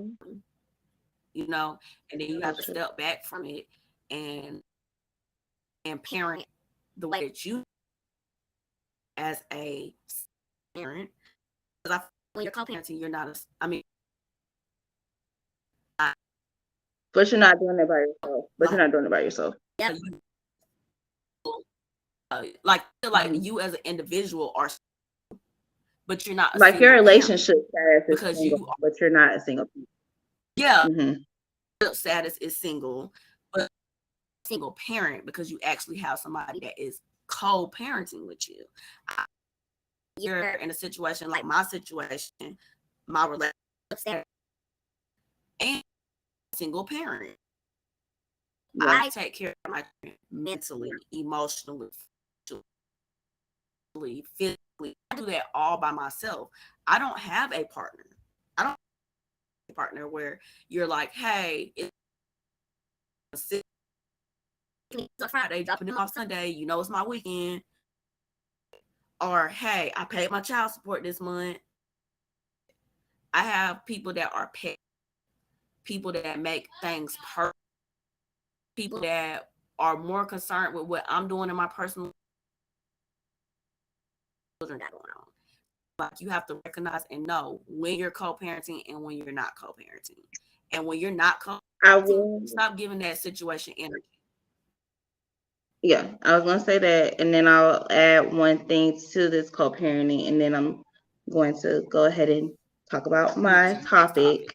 I think the only thing that you didn't touch on was like co-parenting, and then it being extended with extended family with co-parenting, and not just like extended family, not like extended family like your personal family, but extended family like step parent co-parenting. And I think it's important to talk about, especially when you have children, or like one of our co-hosts. I don't know what happened to the other two. He get married and he has a child, and that child is going to gain a step parent, and that is another level to co-parenting. It's another level to co-parenting because you have chosen somebody to be a part of your child's life. So obviously that person, is with good standing, they mesh well, whatever. But that person that's coming in, they have to understand the co-parenting dynamic that you have with said parent of said children. And they have to respect that dynamic. I wouldn't think that you would want to get with somebody that has a co-parenting dynamic that's messed up, that's inconsistent, and that's crazy. Like that's just not even a goal. I wouldn't want to be with somebody that has an inconsistent, crazy ass co-parenting. So I wouldn't expect for somebody to want to be with me if mine was crazy and jacked up. But the boundaries that you're talking about, I think that's important. I've only experienced co-parenting with the extended family one time, and this was like when I had Elijah and he was a child. He was a baby. He's still a child. Elijah, his biological dad, I'm one of four at last count baby mamas. So I have one by him. The second one has three. The ex-wife has two, and then we just found out about another one. So it's four. The second baby mama, I had a co-parenting dynamic with her because at the time that that person was a part of Elijah's life, she was actually with the dad. And it was a dynamic that kind of just happened upon itself because people put us out to be against each other. That they wanted that drama, that beef, that love and hip hop bullshit. And we just sat down one day as grown ass mature women and we talked it out. And we really honestly realized that it wasn't even about us. It was no beef or no problems with us. It was actually him. But even with finding that out, we were able to just like move forward. And she kind of set the tone on how if I ever enter into a relationship with somebody that has children and there's a co-parenting thing going on, that this is exactly how I want the co-parenting to go. And this is how I, as a stepmom, will want to play my part in that child's life. She checked on Elijah. She was involved with picking him up. She let him stay the night at her house. Like she'd be like, "You need a steady girl. You got exams, or you don't have a ride to go pick him up. I'll pick him up." She didn't take me to the grocery store before. She just took me to a doctor's appointment before Elijah. She did And all those things, and she was actually a bridge between me and that said parent at the time. That if we had anything that was going on, we can agree on something, she would be like, you know what, I will talk to him. Me and him will discuss it, and then girl, I'll call you back. And she did that several times, and I appreciate her for that, just even to this day. And I will tell her that over and over again. You should have been his stepmom because you are amazing, you are awesome, you kept it together, you are supportive, you didn't overstep your boundaries, and you are a bridge. And I feel like that's an important thing. And I actually told her that the other day because I still talk to her. I was like, if I ever become a stepmom, I would want to be what you gave me to my child when you were a part of his life, because that is the way that it was supposed to be. I've had that experience to that my stepson or well, I still call him my stepson, the girl's older brother, because to this day, me and his talk about kids and interact with each other and talk to each other, and we don't have to go through their dad to get them to see each other or speak to each other, and we just have a really great relationship. And I'm not going to say it was always like that, because it wasn't. It was time we were at each other's throat, but I feel like we were mature enough to have an understanding of, she respected my role in his dad's life at the time. I was his wife, and she respected that. Respected her role as, that's your son's mother. I never tried to overstep my boundaries as far as like disrespecting her as a mom or trying to talk about her mothering or anything like that. And I feel like we just had to we could just put our pettiness to the side on it, the same thing.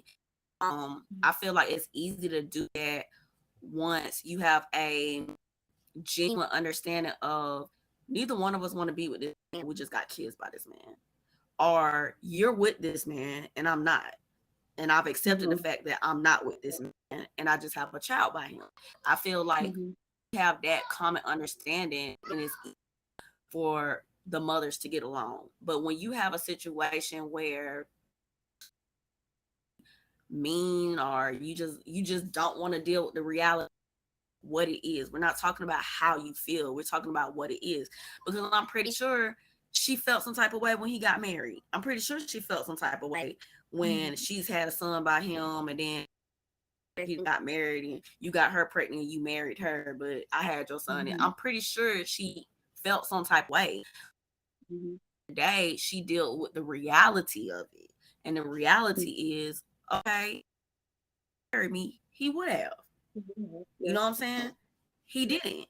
So what are you gonna do now? Are you gonna cry? You gonna fuss? You gonna fight? You gonna do a whole rant for 17 years? Or are you just gonna Mhm. deal with the reality of this man didn't want a relationship with me, but we have a child together and now we need to co-parent. And Mhm. I enjoyed my co-parenting experience with her. I really did. Like to this day, I an experience Mhm. with her. But I can say that I don't have the same luxury on the other end with my son's father. And I just really want to get on it since we parenting. So I'm just gonna speak on a personal experience that I personally had a couple days ago. So Hold I on, tried to, Brandon? Do you have time yeah, become or?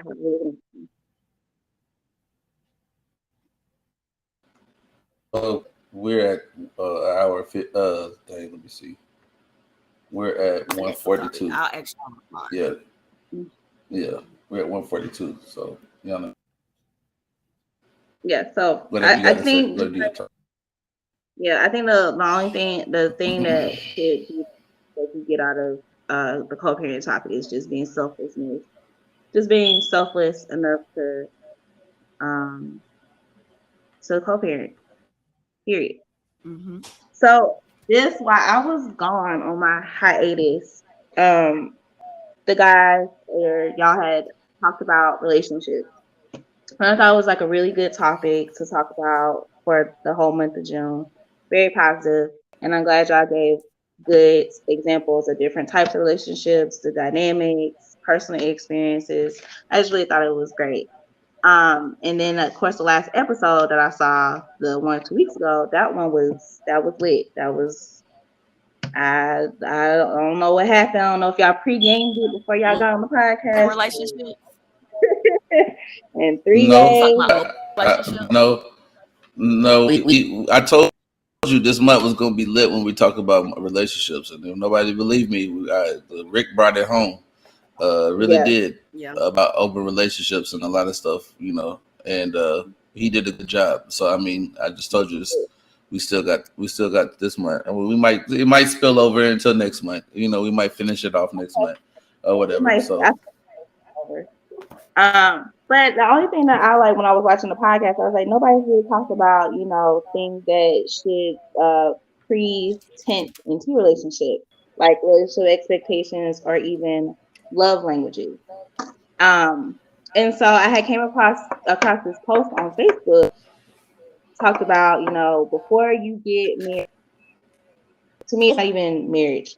I just feel like before you get into a commitment, there's like four things that you should talk about.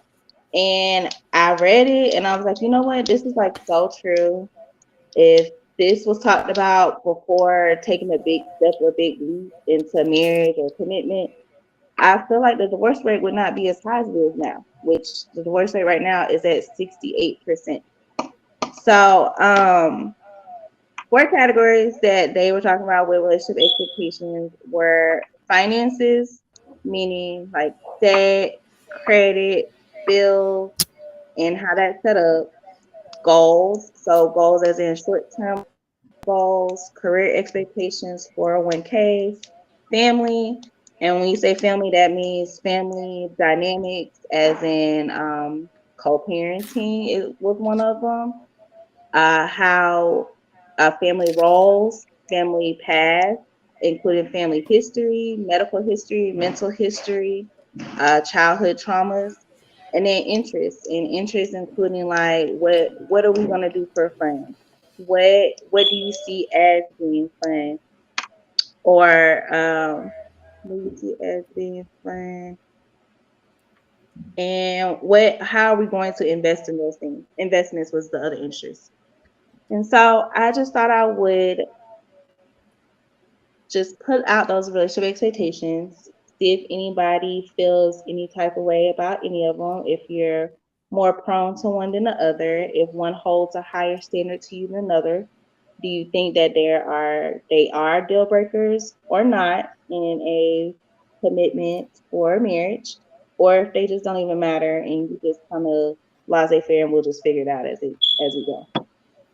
Um, I'm the type of person I like to be with the person I'm with because like like I'm not dating, but I'm looking to date anybody who's watching. But anyway, one of the things that I have a hard time with, one of the things I have a hard time with because I'm gonna be honest, I was entertaining a dude that I'm talking about was a great dude. Had things together, had his own business, was making shit happen, working, co-parenting, She was awesome, fine. awesome, fine. And I really liked him, but one of the things kind of made me kind of not really into it was is that I like to build the person I'm in a relationship with. I like the Mhm. building part. Like I like the part of us eating ramen.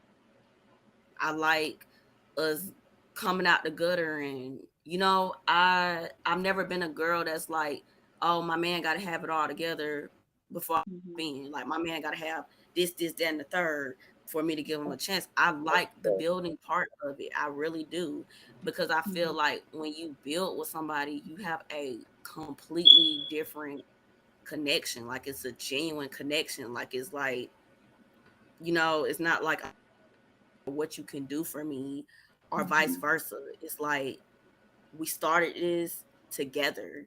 Look what we accomplished together. Like I'm just Mhm. really big on that. So I just feel like those are very important questions is to know what somebody's goal is, their ambition, their aspirations, what they want to do, where they see themselves now and 10 years from now, their dynamics of co-parenting. Like if they do have children, what is their Mhm. co-parenting relationship? I feel like that's very, very important. Mhm. I feel like you should also be able to like love languages. Like you should know how to communicate. Like, We're talking about that in a what minute. oh, Mhm. I mean, but I just feel like those are important questions to ask somebody when I feel like something that I didn't hear you say was like I feel like you should know somebody's spiritual view too. I said that. Like I okay, said oh you did? Okay. I feel mental like you health. should know like what Yeah. they believe in to that Hmm. nature too. I think it's really important. Like a lot of these things, like when just like looking at the categories or whatever, I just feel like, not to bash my marriage, but I feel like if we probably would have talked about this or like even discussed it or like had it down on paper, it would have been like less confusing. So like going forward into uh relationships now, it's one of those first things that I truly ask about. Like I like have a question, like you going for a job interview. So, sir, what are your goals for retirement? Or where do you see yourself in 10 years? So those are important because those are things that weren't important in past relationships, and I don't want it to be a factor in new relationships. I don't want it to be a deal breaker, and I don't want it to be no misunderstanding whatsoever. Like we talking about credit, we talking about debt, we talking about family dynamic. Boy, we talking about trauma. We talking about Mhm. childhood trauma. We talking about all of this stuff so that we have a complete foundational understanding of this relationship. And it lets you And I don't know feel how farther you wanna go with the relationship. You sit there and you facts. talk about something, and then you be like, you know what, you were cute, and it's been a good 6 months, Yep. but we didn't got down to talking about some real shit. And I feel like I'm good over here with what I got going on, and I just feel like that's gonna mess up my real dynamic. So Yeah, that's true. Respectfully by sir. Yeah. You don't have nothing to add, sir? I always tell people a lot of things are very important to when you find out about a potential person that you're going to be having dealings with. It's a person of And interest. yeah, those people have to. Nobody. I mean, everybody is not going to have they stuff together. But at the same time, I'm not. Don't like if you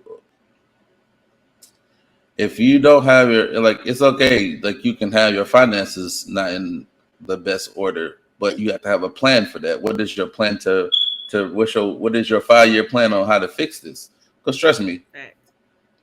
y'all females is listening here, my credit's messed up, but I have Wow. plan, but I have what I'm being transparent, Hey, at least but he I'm honest. just He saying. keeping it to you. Yeah, but I'm not. But I'm managing my situation. I'm managing my situation on literally one step at a time. And when I get that one step finished, I will literally eliminate all my debts to where I don't Yeah. have any starting all over from zero. So having an understanding that I know I'm not walking around here eating sardines and crackers, but I'm saying like but at the same time, certain uh responsibilities that I took upon myself to make sure that and everybody else is good. Sometimes you got to take the sacrifice for everybody else to make sure it's good for the greater good. You know, debts I took on personally and in a relationship I took on because I want to dump that on Yana because she's trying to be on a new step. So you know what I'm saying. So once you start on dump them debts on you, I could take on those debts because I already have a game plan I need to do and still move around or whatever. So it's just the best thing to tell people that up front. Yeah, it tells you up front that what I'm trying to do and what I got a plan for. But like I always say, I'm gonna ask the other person, what is your plan on what you want to do? Not this I call it the wish list. You talking about, well, I want to go, and I'm not talking about you, Yana, or anybody else. I want to go into nursing. Okay, give me your plans of what you want to do, and when you go into nursing. Don't just tell me, oh well, are you even studious? Number one. Mm-hmm. Number two, sometimes people just need resources and opportunity when they don't have it. But you are being tested while I give it to you, and I'm gonna watch you. So if you're gonna fuck it off, then I'm gonna see it. And when I see it, I'm gonna be like this. Excuse me, ma'am. This is ways because we had a conversation about what you want to do. I provide the situation for you, but if you don't use that time wisely, sorry, you're the next contestant of the price is wrong, Bob. You gotta go. Because we had that conversation of being transparent of what you want to do. But I always say when you venture or you invest in somebody, you have to first see if they're gonna do it for you before you go and invest into them. Because the reason why I say that is I'm not going to give you $100,000 and if I know that I gave you $40 and you couldn't manage that situation at all, why would I give you more than that? That's like a bank, Tanya. Well, you ask for a loan, I'm gonna give you $1,000. Let me see if you're gonna pay it on time. I'm gonna make sure that what you do with it. Even if I gave you an access of money, that I'm gonna see what you do with it. And I have the right to ask you whatever question I want to ask you about the money or the resources that you do with it. I need a report. What are you doing with it? Hey, I'm saving this money off to the side so I can start this side business and I'm doing this at the same time. Oh, okay, cool. You know what I mean? It's just more of having an understanding of what that person's going to do with it.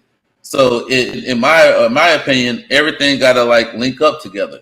If you're not linking up or not being on the same page with the situation, then we're going to have an issue and a problem. But it's always important to see how people really react in certain situations.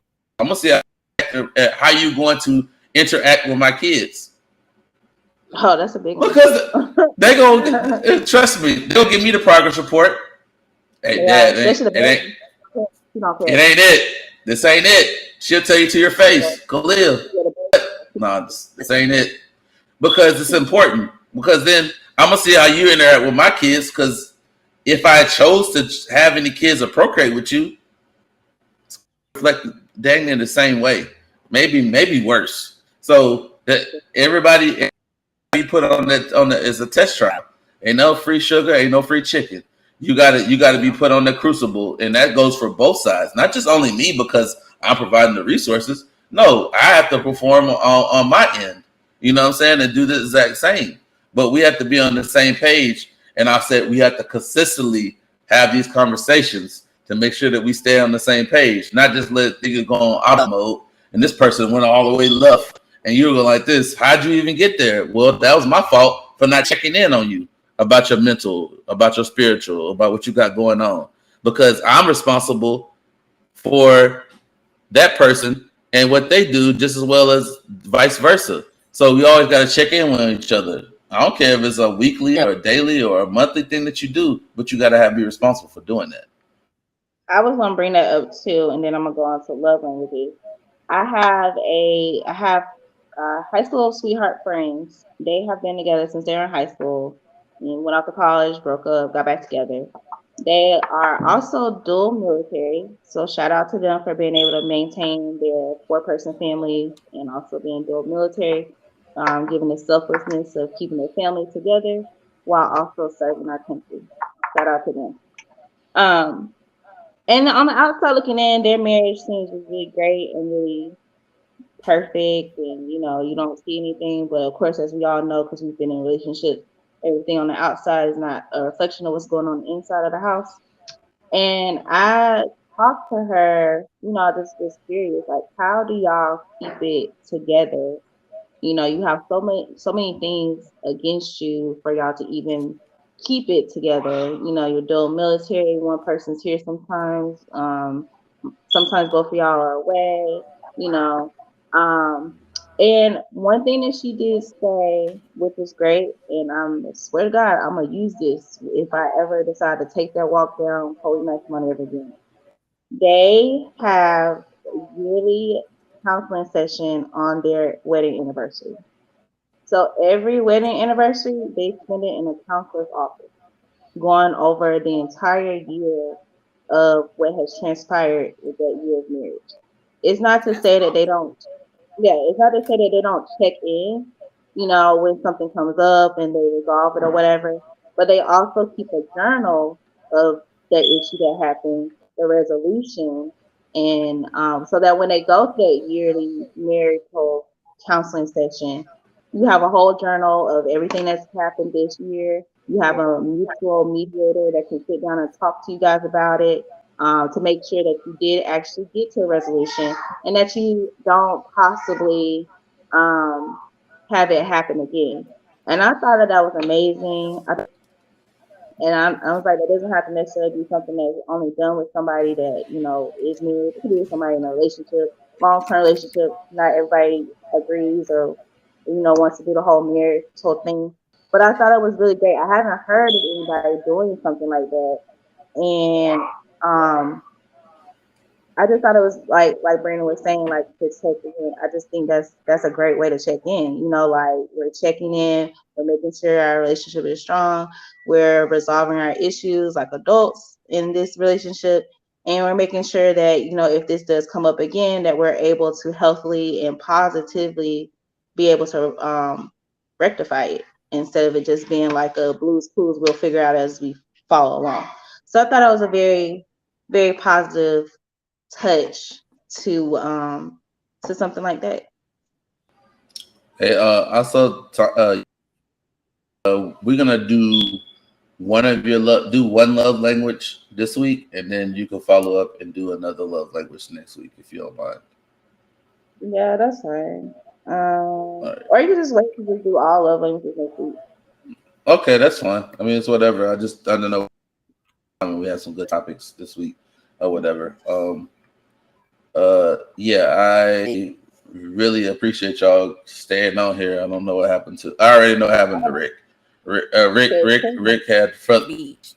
No, Ricky's at the beach, He on and I had vacation. my little. I had my little short little mini I wouldn't even say vacation because I worked most of the time when I was gone. But anyway, I was gone. But I understand that when you have your son and your fiance with you and you promise them going to the beach and then you try to make it work what you was doing, I'm not holding it against him at all, period, because whatever he said, the short little time he said it, it was impactful enough to us to really pick it back off of. And I think Kevin had to go to work.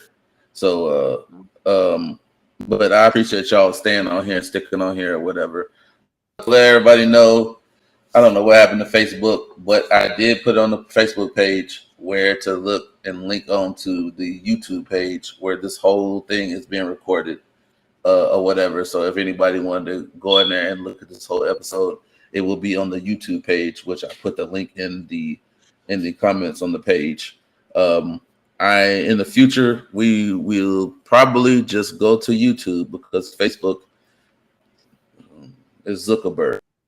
You know, and it's always it's part not. two gives you problem because like part one, like I watch it on Facebook. It was it's like, part one. Part one was crystal clear. I ain't have no parts, but I think I know what happened is when you make an event like I did, and it don't start on the same time, it's gonna mess it up.